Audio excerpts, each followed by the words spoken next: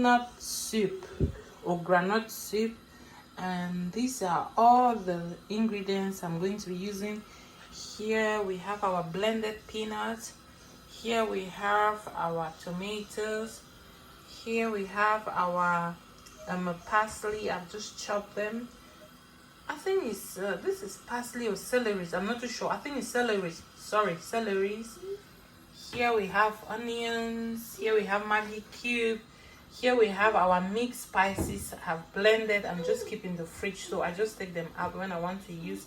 These mixed spices we have ginger, garlic, celery stems, we have white and black pepper in it. And then here we have salt, here we have some fish I'll be using, and here we have some meat. Then on this end, this is my pot ready. This is a pot I'm going to be making my soup inside. You can see I already put vegetable oil and it's warming up. Now it's time to get cooking.